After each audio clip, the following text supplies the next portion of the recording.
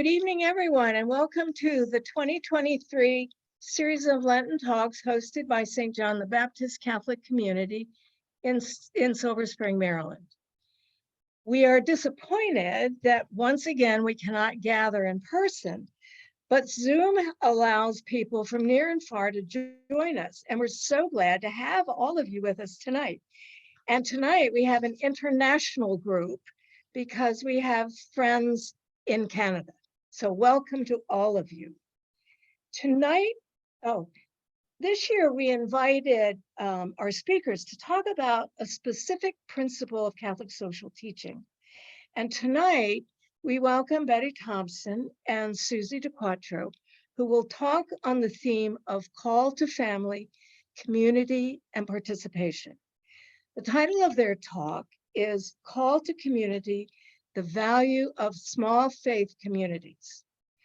Coordinators Betty and Susie will speak about the value of small faith communities with a specific look at Solidarity with Sisters online community that formed in March 2020. Various planners create weekly prayer services to open space in which the Holy Spirit can work, with a focus on silent reflection and personal faith sharing. Nationwide and international participants have grown into caring companions and increased their accountability as people of God. Susie is a longtime parishioner and for over 20 years has belonged to several St. John the Baptist small church communities. She's been a member of various and sundry organizations. I'm not going to go into it because I want to give them as much time to talk. And Betty, as we all know, is also a longtime parishioner of St. John's, a member of Pax Christi and other ministries in the past, and now part of Solidarity with Sisters. So without further ado, I'm going to welcome Betty and Susie and turn it over to you. There is one link that we will put in the chat later on. It will be a link for those of you who want to learn more about Solidarity with Sisters. But we'll wait until later to post it so that it doesn't get cut off. So, Susie and Betty, welcome. Thank you so much. And it's wonderful to be here. And thanks for that great introduction. As you said, Charlotte, we're going to be talking about small church communities and the value they've had personally in our lives and how they have led forward into the to Solidarity with Sisters in our Sunday Zoom gathering. We also want to give a chance to show you what we're doing. So we're going to do a sample of what we do on Sundays. And then after that, there will be some time for discussion, although we might go a little late since we started a little later than we had hoped. When we started thinking about this talk, we thought about the factors that really make small church community stand out for us. And we wanted to start by telling you kind of what we thought about that. And so that's where Betty has a slide to show us.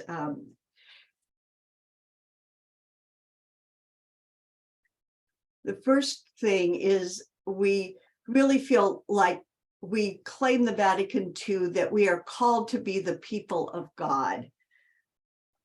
We find that contemplative silence leads us to faith sharing, that personal and communal actions flow from that silence and sharing, and that we ground all that we do in the gospel and in our Catholic faith. So I wanted to just tell you a little bit about the small church communities that I belong to. In 1995, some of you will remember Steve Yank and Teresa Princeski, if I'm saying her name right, offered a Lenten program that combined social justice with spiritual reflection.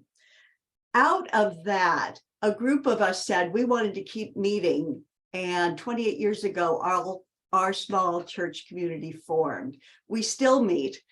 We met last night on Zoom right now, and the 10 of us have been faithful companions in the last 28 years that we have met together. In 1997, thanks to Ann Regan, who was on the parish council, the parish organized 25 or probably even more than that, small church communities, and offered facilitation and regular meetings, some training during another Lenten time. And some of those small church communities also continue to meet. So a lot of what we are bringing forward now has its foundation deeply in the structure of small church communities that we found and were formed here with us at St. John's. And now I'm going to turn it over to Betty, who. And I just took my picture off because I found, so I'm sorry, I'll try on and off again to come back. But if I hear, I'm not even sure how I will know if I freeze on you, but you all were freezing on me, which means it's my computer that's having problems. So Susie, just take over anytime and I'll figure it out. So for me, we were, so as Susie and I talked about the small faith communities that have formed us and formed each of us individually, one that came to mind for me was multi-age long ago. Back, that's where a number of us met, where, including Susie and Jim and Andy and me, where we took on the task of faith formation with our children as a family team, as a team of families. And it was a very rich experience of thinking together about what it is we want to share this year and how do we want to share it, knowing these children, knowing ourselves. So that was a beginning. Camp Maria retreats that many of you have been on. There's some things with Sister Magdalene for me were very important. And out of the Vatican II lecture series that Angelin was one of the originators of, came our study group that a number of us are still in all these years later, decades later. I still have to finish my reading for this weekend. But it's again, all of them have been groups with whom there's really honest, probing reflection together about what it means to live the gospel for me today here. There's lots more examples. I hope by now you're thinking of your own examples of what formed you. Some things are for a short time that came together at St. John's around the abuse crisis to foster, to create parish conversations about the abuse crisis. That particular group didn't remain together as a group, but created seeds. Many of them became leaders, were originators of Solidarity with Sisters. Some begin and last for decades, like Alicia Urban's Bible study group that was a seedbed of so much of what has formed many, many people here. And now is being led by Tim Brown. So that is ongoing and deeply important. So you can begin with a short-term focus and then change to a long-term, different faith focus. And that's what happened for us in Solidarity with Sisters. Who we were back in 2012 when we first came together. We're just people who were formed in groups like these here in St. Rose of Lima, elsewhere, with really different experiences of women religious. Some didn't know any women religious, and some had close friends or mentors or colleagues. But each of us had individually a very strong reaction when in April of 2012, the Vatican announced that 3 bishops were going to reform the Leadership Conference of Women Religious, which was an independent body within the church. It is the group that represents 80%, then and now 80% of women religious in the United States. So, and this was after the Vatican visitations, which were not friendly visits that began in 2008. So there was this really strong sense among us of solidarity. And of course, we found out about that because a bunch of us went to 10:30 Mass at St. John's in the hall. And we're saying to each other, well, what can we do? And Linda Donaldson said, well, let's get together and talk about what we can do. It helps that Linda Donaldson is professionally, among many other things, a community organizer. That's an asset in the group. So we had this conversation and ended up 6 weeks later on the front lawn of the Vatican Embassy in the United States, here opposite the Vice President's house, having marched up from a park where we had held a rally with 200 people. And two people, Arlene McGarity and Linda Donaldson, were welcomed in to the ambassador's residence, where they met with him.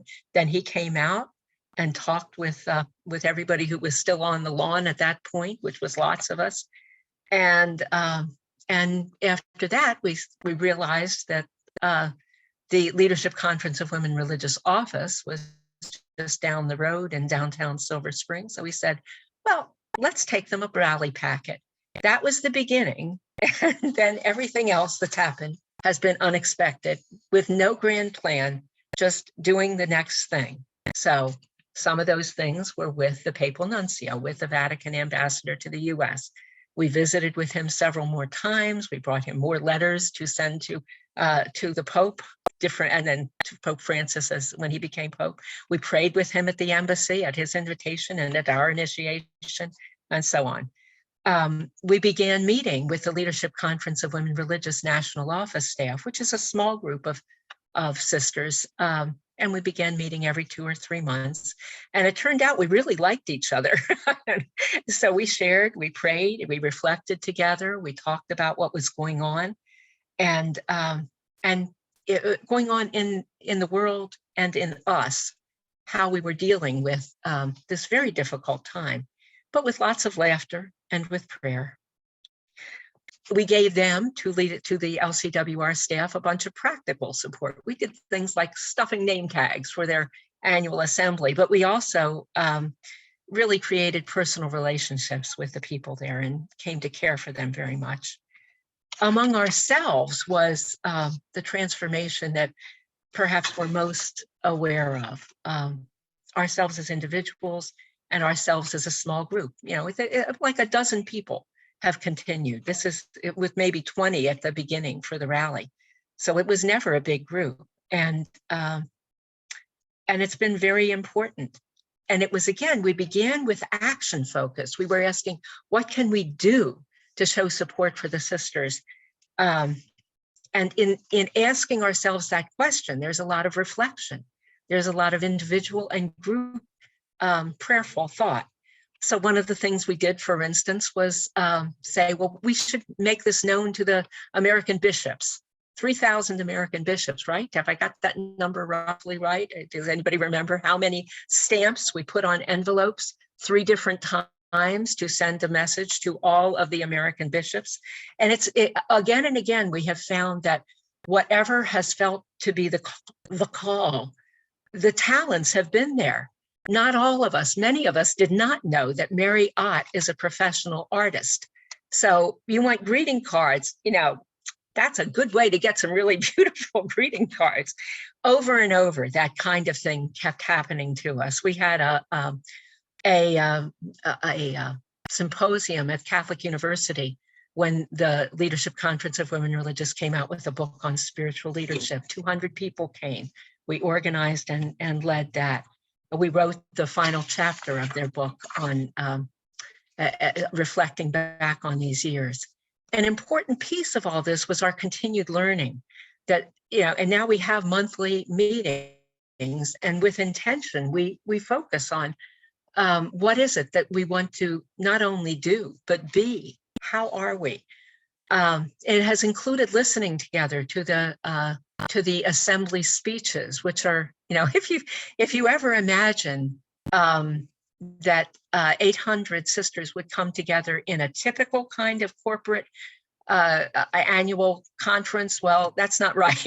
It's a whole lot more like a retreat where there's a little pause for business. And so their speeches, their addresses are very powerful. Susie will talk about one of them. The roots of all of it throughout have been contemplative prayer and sharing, as Susie said, that there is quiet to think, there is quiet to know, little by little, in God. There is sharing that comes out of that. Those are the roots at our meetings with LCWR. And then that led to very early on in 2013 and 14, we had communal contemplative prayer, just with our little group in the St. John's Chapel during Lent. In 2020, we planned to do that again, but this time we thought, well, let's do it this time as traveling contemplatives. That was the wonderful term that I think Ann Regan came up with. And the notion was, let's go see what other people do with contemplation. And let's invite other people in to be with us. Well, remember what happened in Lent 2020. That plan changed, and Susie will talk a bit about that. Thank you. In all of this that Betty's been talking about, we really called upon in the 3 years since we started in 2020, we really called upon a prayer and a poem that we heard at one of these assemblies. And it's called Trasna. It's by Sister Raphael Considine, and it was part of a keynote address. And I just want to read you a piece of it because it is so formational for us as we have traveled this road over the last few years. And it says, when your star rises deep within, trust yourself to its leading. You will have the light for first steps. This is Trasna, the crossing place. Choose. This is Trasna, the crossing place. Come. And we have really taken that to heart. So in March of 2020, the first Sunday that churches were closed, our small church community that I told you about met to just be together at 10:30 because we're 10:30 in the hall people. We met at 10:30. And it turned out, of course, that was not going to be the only time that churches were going to be closed. And so that next week, Betty and I talked with Solidarity with Sisters and with each other, and we planned a service. And that first Sunday, which I believe was the fourth Sunday of Lent, we invited the people that we knew, the people from 1030, the people from our small church communities, and a few of our friends to join us. And we met reminding ourselves of what we loved that Father Lyons used to say, that we gather to remember that God is in love with us. And that's how we came together that first Sunday. And then we've gone on since then, and it's now been 3 years, and we meet every Sunday. And at the beginning, churches were closed, and we had 75 or 80 people coming from all across the United States. We had someone from Guam. Sister Magdalene joined us from Hungary.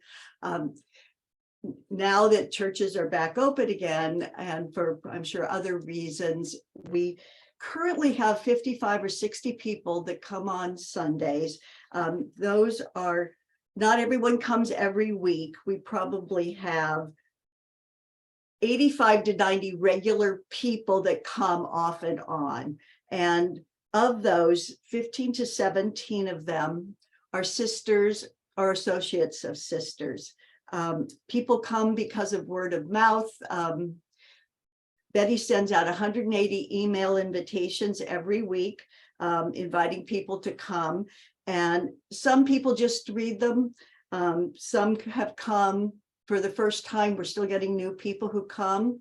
Some stay and join us. Some pop in and out. And almost no one asks to be taken off the list because we keep asking them. The other thing is on Tuesday and Wednesdays, we do meet for contemplation. So that's another time that we gather. So what happens on Sundays? Initially, Betty and I wrote all the services, but we realized that we couldn't keep that up. And so we developed a framework, and Solidarity with Sisters helped us decide what was important. And we certainly talked about that. And I'm just going to go over it again. These are the things that happen every Sunday. We have at least one reading from the lectionary of that Sunday. Whenever possible, we use inclusive language. We always have time for silence with reflective questions. We always have sharing.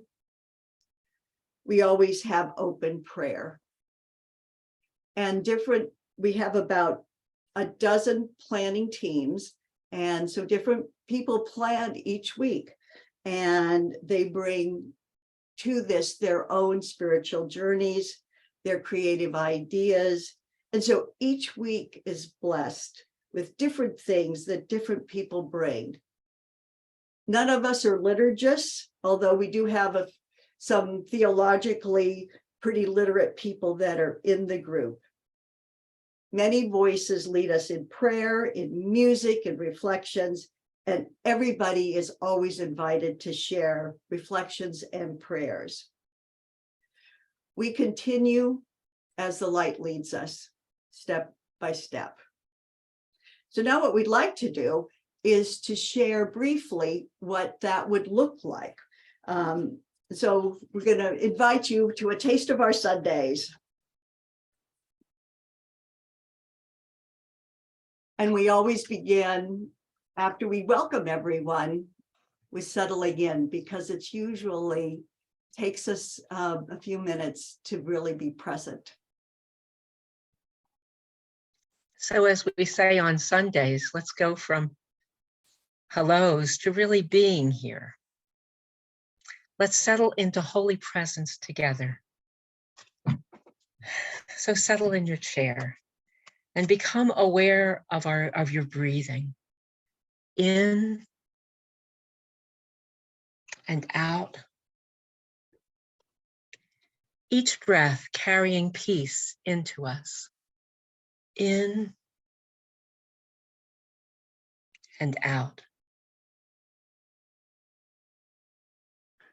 And let's take 3 deep breaths together. 1 to be here.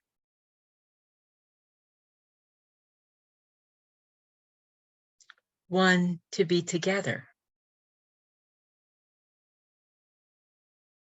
And 1 to be open to the movement and the gifts of the Spirit right now. Holy One, be with us now as we come to you with the great longings of our world and of ourselves. We come together trusting that the Spirit will be at work in us. Teach us how to be your community, to see one another with your eyes of love, and to recognize what is ours to do in the world. May we inquire, nudge, and challenge each other to imagine what none of us could conceive alone. Amen. Jesus tells us, love one another as I have loved you, so that my own joy may be in you and your joy will be complete. Tonight, we'll spend about 20 minutes in a brief experience of how those words can come to live among us. Over the years, our group has learned the way women religious create space for the Spirit to act in us as a whole. With them, we make a collective effort to hear the voice of God's Spirit, relying upon contemplative reflection. Tonight, we'll listen to a brief reading, followed by questions that will lead us into 3 minutes of silent reflection. We know that each of us only has a part of the truth So we'll listen as people briefly share the essence of what emerged for them in the silence. As we listen, we bring an open mind, an open heart, and open will that then connects us with the needs of the world in prayer. And we'll close by blessing each other. A Blessing Called Sanctuary by Jan Richardson. You hardly knew how hungry you were to be gathered in, to receive the welcome that invited you to enter entirely. Nothing of you found foreign or strange, nothing of your life that you were asked to leave behind or to carry in silence or in shame. Tentative steps became settling in, leaning into the blessing that enfolded you, taking your place in the circle that stunned you with its unimagined grace. You began to breathe again, to move without fear, to speak with abandon the words you carried in your bones that echoed in your being. You learned to sing.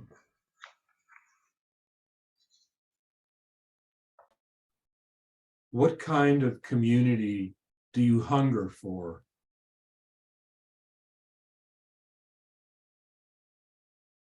When have you felt part of a group that nurtured and nudged you spiritually?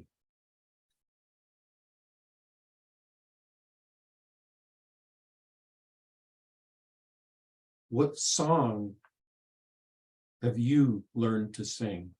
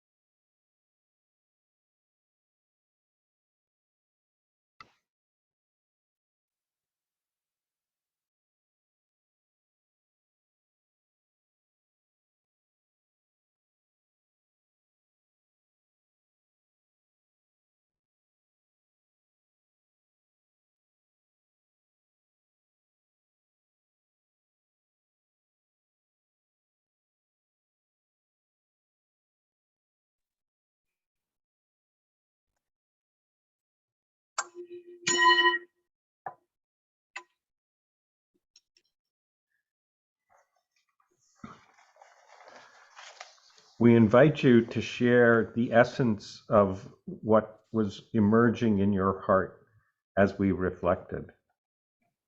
On a typical Sunday, we'll take 20 minutes or more, but tonight we will have time to welcome only a very few voices. But we value all voices and hope to hear more during the Q&A after this time of prayer. We also know that the wisdom of this community includes both words shared and silent listening. So let's begin in silence as we gather our reflections.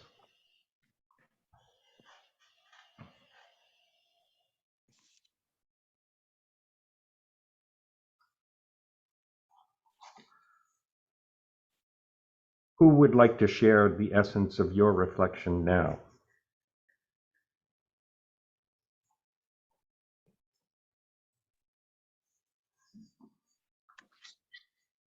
Well, the questions gather up in me, the idea of communities. We're not all the same, of course. And I was very lucky to find this community. And now I appreciate it that much more since I've learned more about the struggle that brings about triumph in numbers and in the love in our hearts, basically. I also belong to another group, which I find very nourishing. And it's a group that meet once a week. And we don't call ourselves a book club, but we usually do something by Richard Rohr or Gabriel Moran. And he talks a lot about community of communities. And this has been so enriching to me. I can't begin to tell you what it's meant. So I want to thank everybody from that community.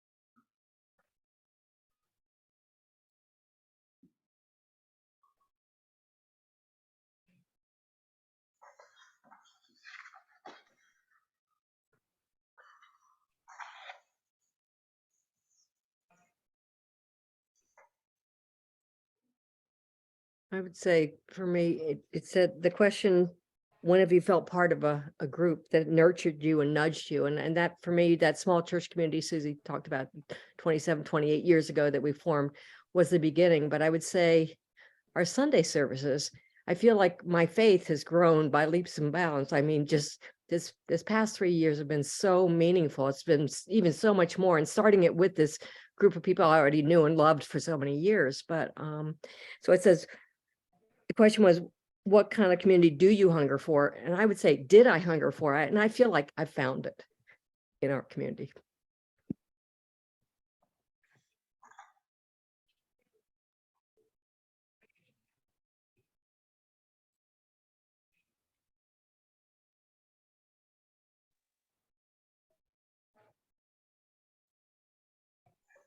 The question about what song did I learn to sing? Immediately, Sing in a New Church popped into my head. I loved it since the very first time I heard it, but I feel now that I'm really living that song in this community that gathers on Sunday.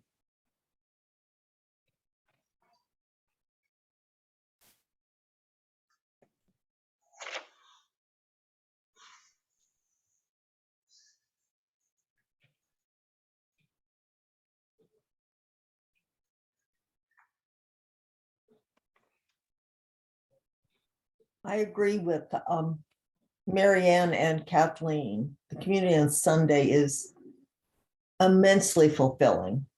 Not since the 10:30 Mass in the hall have I felt such kinship with a number of people that really and truly I mostly only know through a screen.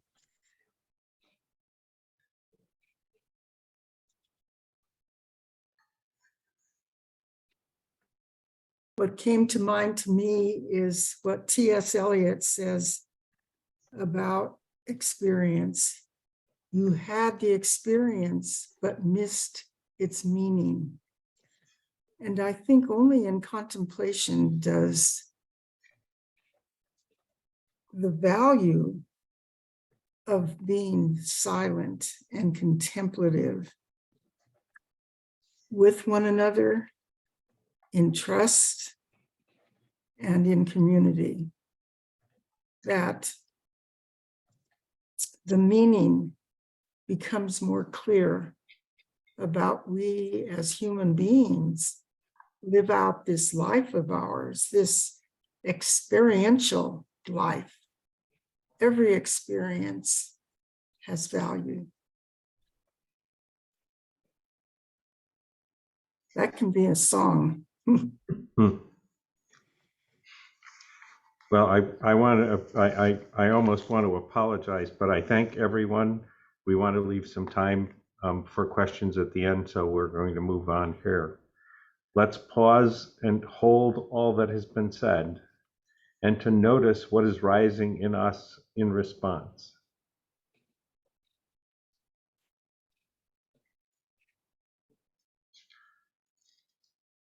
Holding on to what the Holy One is saying, we turn to God in prayer.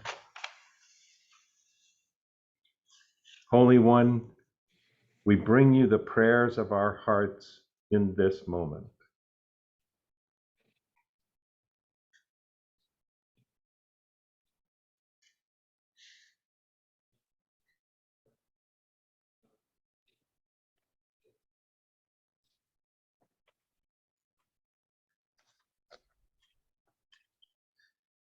We will do everything we can to bring them to reality, trusting the outcome to you.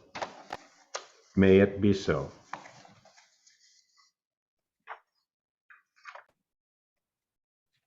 Our Father, our Mother, holy is your name, and blessed be your creation. May your reign be a reality here on earth. Let us share our bread with those who hunger. Let us learn to forgive as well as to receive forgiveness. Help us through the time of temptation, delivering us from all evil. For you reign in the glory of the power that is love, now and forever. Amen.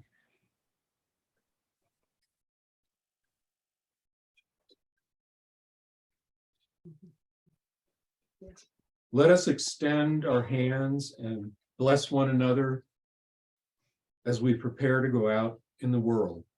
Please join me. May we sing our song into the world, that we are beloved, precious children of God, beautiful to behold, and we are welcome and more than welcome here. Amen.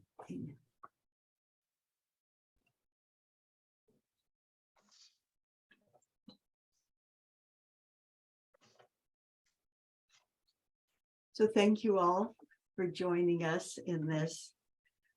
I think the final things we wanted to just summarize for you is that in this time together on Sundays and just now, in all faith communities, we are asked to pay attention to the calls that we hear in the world and the ones that we hear in our own hearts.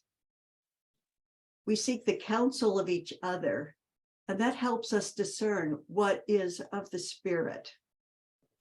And as we have light, we take the next step.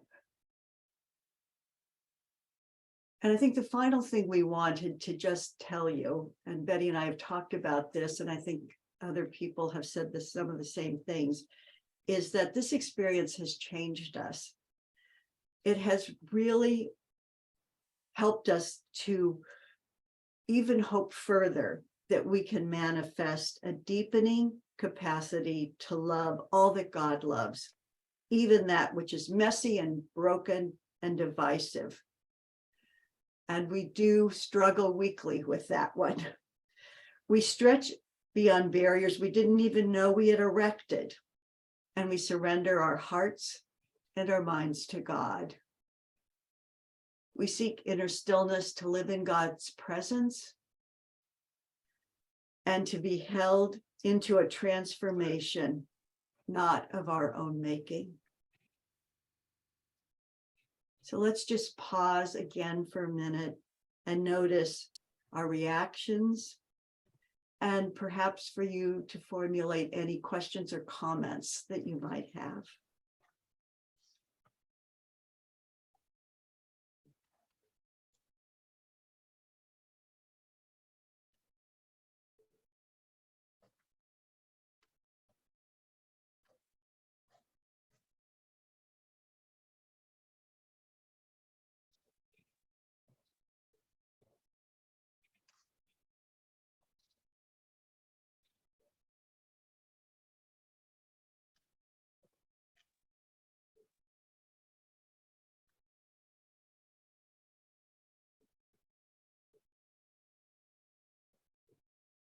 If anybody has anything they'd like to say, we invite you.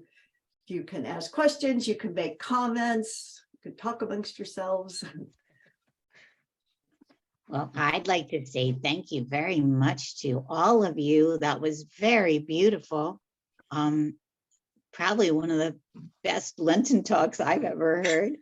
So Thank you. thank you very, very much. I really appreciate it. My one question was, what did you mean in that last slide about things that were messy and divisive? What was it that that you were thinking of when you wrote that comment?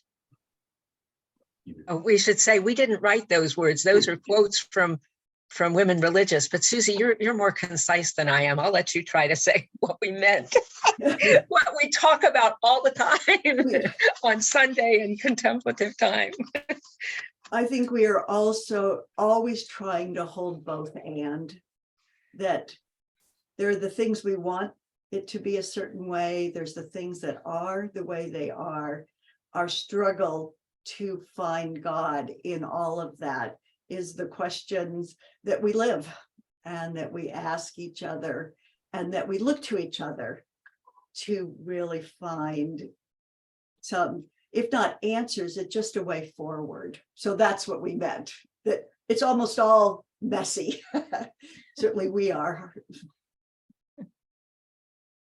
Our prayers are full of, awareness of war and violence and racism, and you can make the whole litany. We all know all of that. So to live in that reality and in the reality of God's love, which is to be manifest through us, it keeps us attentive. Yeah. It's the questions of our lives.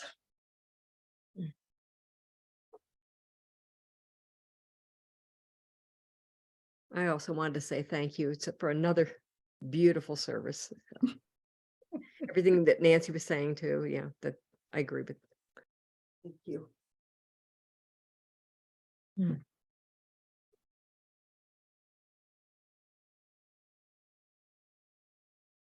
I think we sometimes forget that out of pain and struggle, such beauty becomes evident. And it's like blossoming, like anything that grows. It has a real virtue to itself. I've been really, really very privileged to be part of this group. I'm in the Netherlands. I'm in the north where it snows. But the warmness of this group every Sunday, even though I come late lately, has really nourished me, and something I've been looking for, because we don't have a parish church. So it makes a big difference in my life. I always want to thank you. I realized there have been several times over the last few years that I have been graced by the group to make decisions that sometimes I didn't even know I needed to make. And the courage to make a decision that to do something I didn't think I could do and wasn't sure I really wanted to do. And once I was able to let go of all that and say yes, positive things have happened, and it's because of the grace of the group.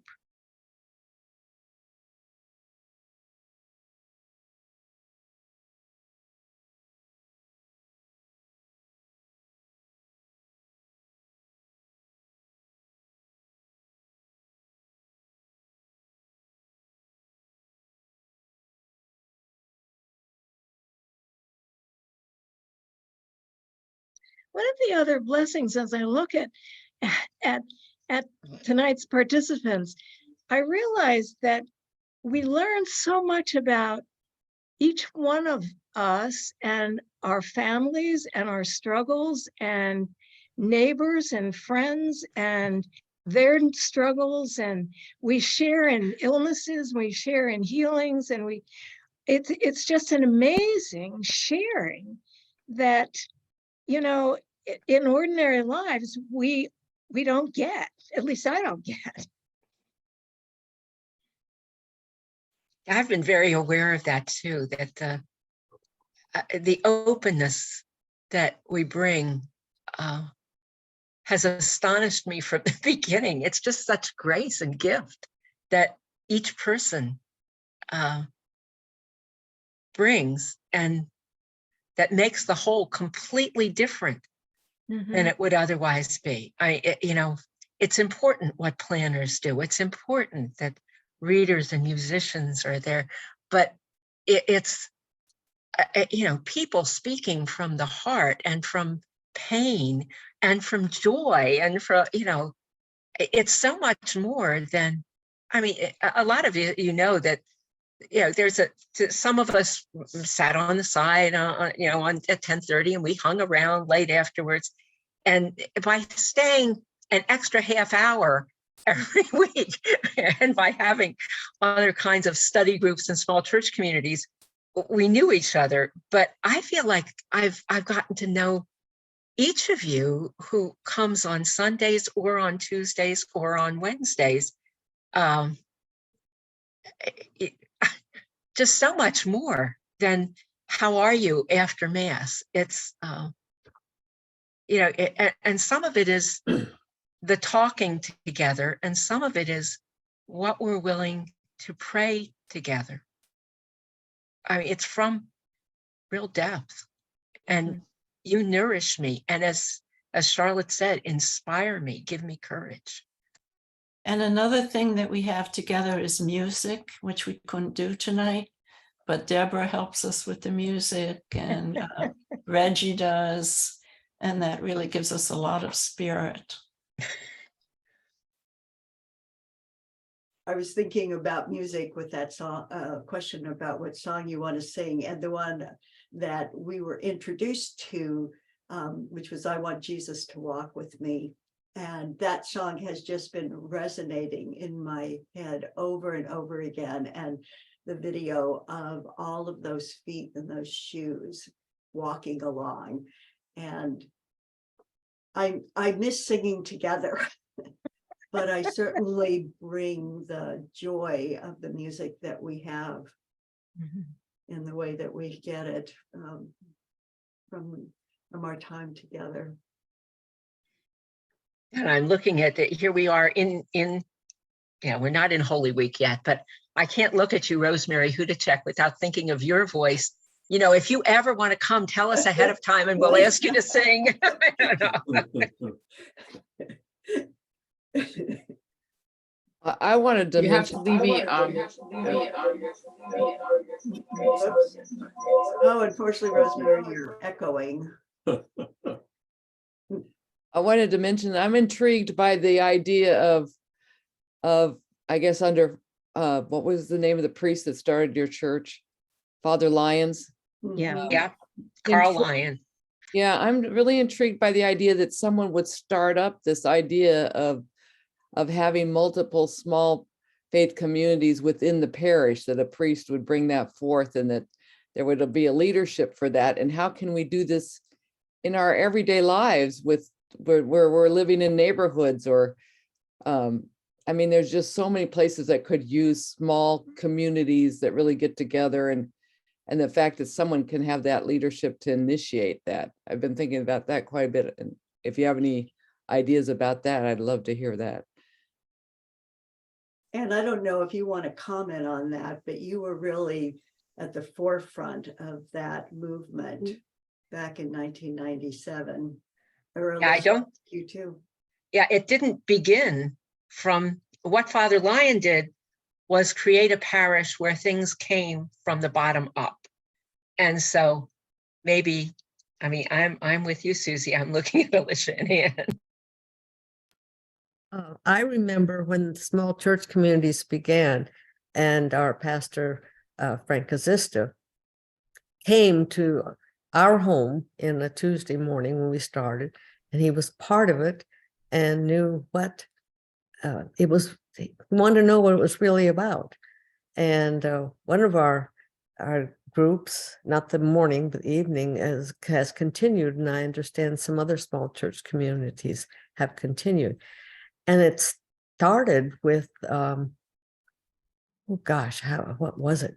What year it was? I can't remember. It was a long time ago, but we did something with at the time of 2000. And it was on the Gospels leading up to the celebration of the new century. So it's rewarding, like our Sunday morning, how this is rewarding and spirit-filled.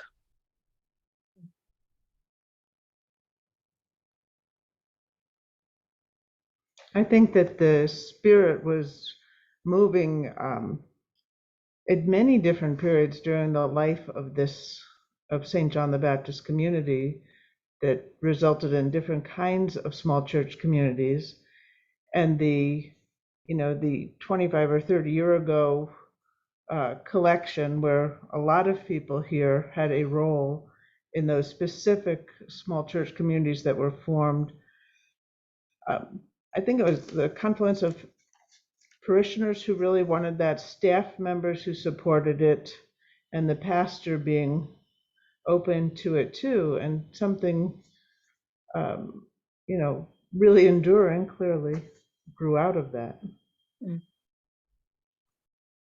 When I came to St. Rose in 1977, it wasn't called Small Christian Community. It was called Teams. And that grew out of a model that was present in Good Shepherd Parish in Northern Virginia. And my understanding was that it also grew out of base communities, which was South America, really, following Vatican II. And then in, I think it was the 80s, Alicia, I'm forgetting the years as well, but there was a priest, Baranowski. He was big into it. And I know that was another kind of a model. And we switched into a closer, following that model a little bit closer in those years. And then all of those renew, all of those things that happened in parishes were all in small communities. And that was the idea. For reasons I'm not quite sure, things fell apart. But I really do think the projection is toward them once again. And I mean, I know that I said before, I just view this group as an alternative small faith community. And who knows what else will be growing up as a result of all that is going on in the church at the moment.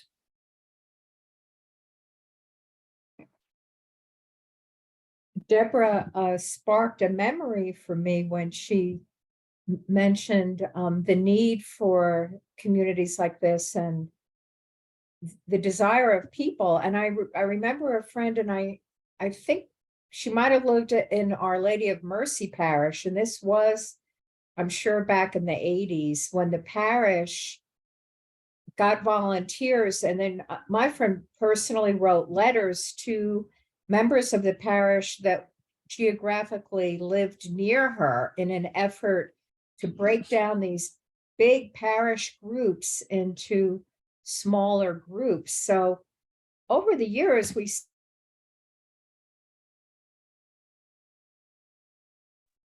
have I been on mute the whole time? No, we No, heard you. no. Go back about 2 sentences, 3 sentences. So we know there's the desire, but we need the leadership, and individual parishes have done this, but gosh, with through the pandemic, we've been seeing, it can be done in different ways. And I was happy, Deborah, thank you, to remember that letter writing campaign. What could be more powerful than a personal invitation? Oh, thanks. Oh, and Betty and Susie, this has been wonderful. Thank you so much for planning this. We too were in Teams of Our Lady from about 1972 to 1987, 88. And then it seemed like the couples were going in different directions. Our kids were growing up and there were all kinds of activities. Some of us had gone back to work. And so we moved away from that. But I think Teams is still a vibrant a group of small communities. I think Angela is in one, and some have lasted many years, and they were really a great experience for us when we were raising our young kids.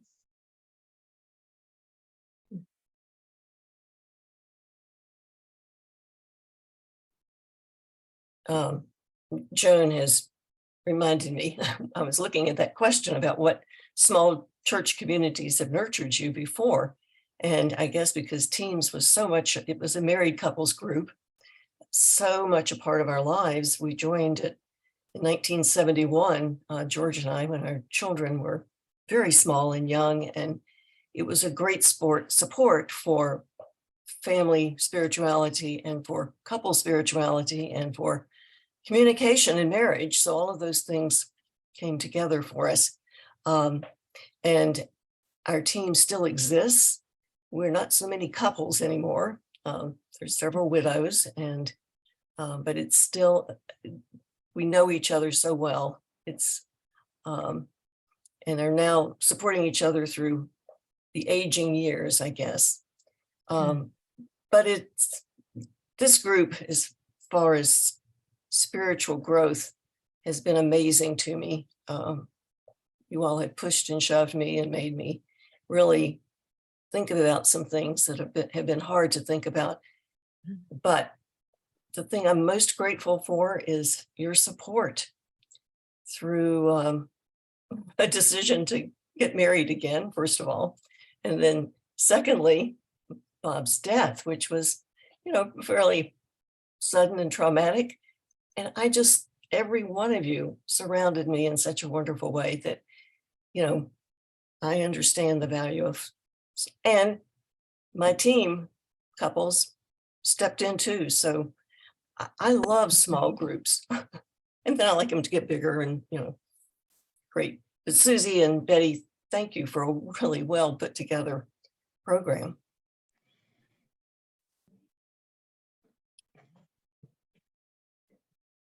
I will be forever grateful to the Sunday group.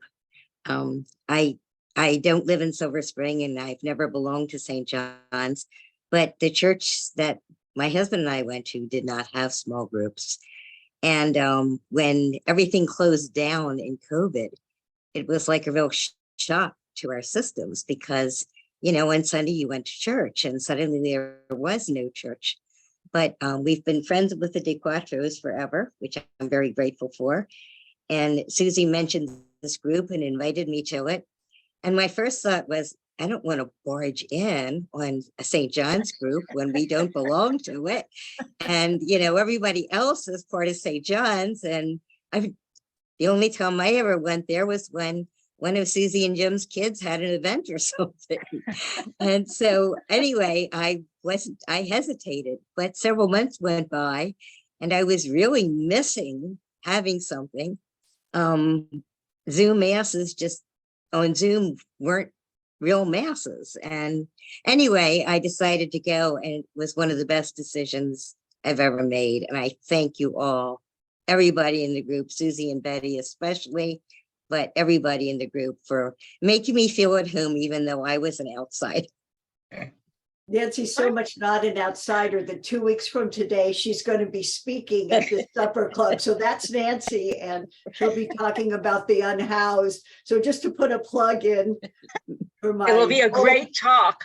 It will be a great talk. Anyway, sorry, Charlotte, I preempted probably.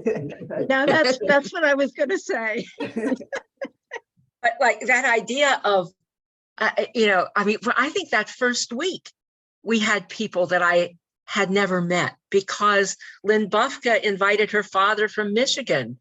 I think that was the first week for even then. So there have been constantly, I mean, my life is so much richer because, Vera, you're out on the West Coast. It's and the Midland group, Kathy and Lynn and Devin, all of you. It's I mean, that's been just such a fascinating thing for me. Sometimes I just step back and think, okay, miracles of COVID, that I could learn that community, because I think of small communities, my dream group is another one that's really important to me. And it's little and it's face to face. And we've been together for decades. They've been together for longer even. But it's this idea that there can be so much intimacy and deep friendship and mutual support and challenge and inspiration. And a lot of us will never meet each other in person. We'll never be in the same physical room. And yet I've thought often that one of the beauties of Zoom is if we were to get together in a space, it would have to be like a big space, someplace that looks sort of institutional. And instead, we're looking into each one of our homes. Well, you keep doing that for 3 years like we have. And, you notice if somebody moves a picture or, whatever. It's fun. It's like, it's a whole different way I always think when people are railing against media and all of this as being like a bad thing for intimacy, I think they just don't know. They just don't know. Yeah. I know we could go on much longer, but I think now that it's about 10 after 8, I think we do need to draw it to a close. We usually, when we're on Sunday mornings at the end of our sharing, we usually end it by saying, but we can continue the discussion after the final song, as we usually do. But unfortunately, tonight we can't continue much longer. So thanks to every one of you who's come tonight. And I'll second what so many people have said, Betty and Susie, this really has been quite an experience.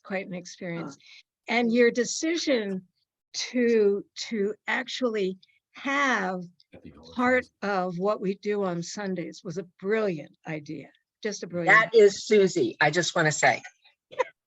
So thank you, and thanks to every one of you.